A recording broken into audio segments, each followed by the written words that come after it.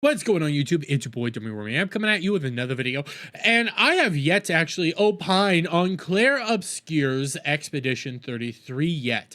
Now, when it comes to this game is actually made by a French company, and they put out essentially a JRPG turn-based video game.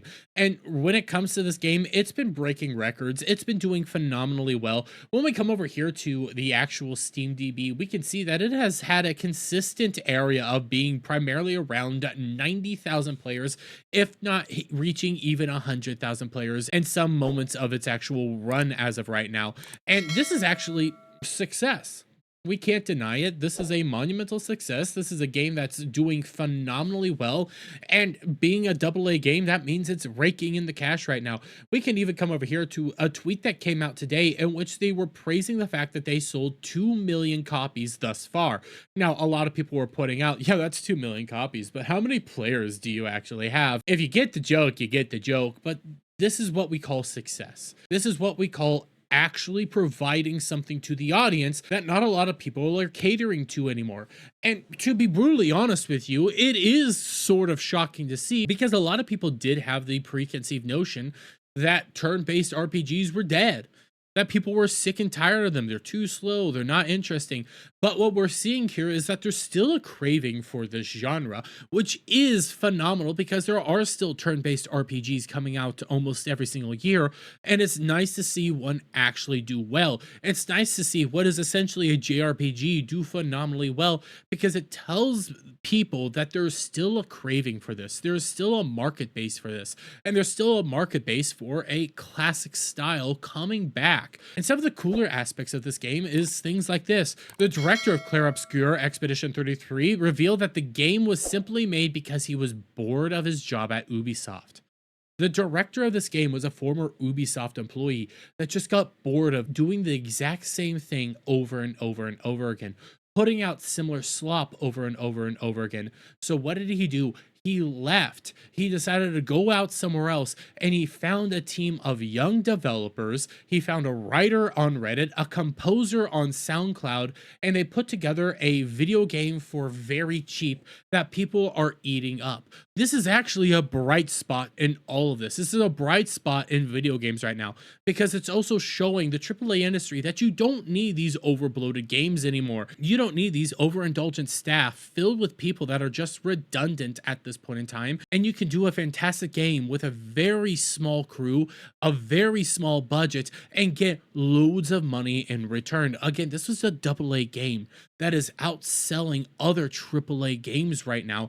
And some of the even cooler aspects is when we come over here to Dexerto, and this also came out just recently, in which the director openly said that if this game was being made by a AAA studio, it would have taken 2 decades just to get greenlit.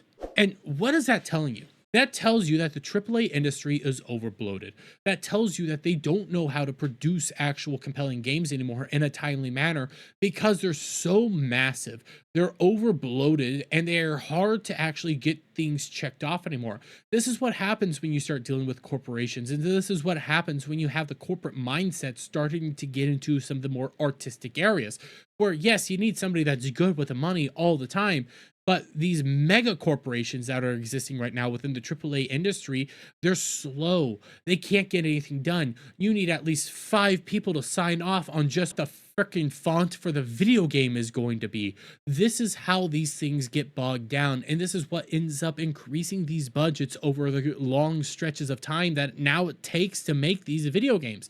When you can look at Expedition 33 and see it's made for cheap, it's done with a bare bones development team, and what we're actually seeing from this is proof that AA games can even outperform AAA games. And we can come over here to this graph, and I know Grumps tweeted out, a lot of people are making a big fuss about this graph, but what I do find interesting about this graph is that it actually tells you that, one, the JRPG audience is still alive and well, and it's not as niche as it used to be.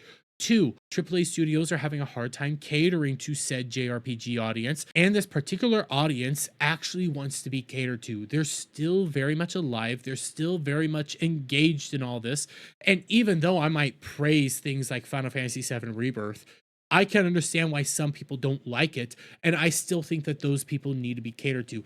Now, there are still tons of turn-based RPGs out there that are coming out from Japan. But when it comes to Expedition 33, what's really selling this out and what's really making this such a phenomenal success is just how bare bones it was, how new the actual developers were. And this is just an example of pure talent coming out and delivering a product that people actually want. But hey, this is awesome. I love seeing this, and I love seeing people have fun with Expedition 33. And when you cater to your audience, you're gonna see a return on investment. But I'm gonna leave it there, guys. Let me get you guys' thoughts on all this down in the comments below. If you like this video, please give it a thumbs up. Shout out friends, hit the subscribe button, hit that notification bell for every time I put out a new video and go live, guys. And I'll see you on the next one. Bye for now.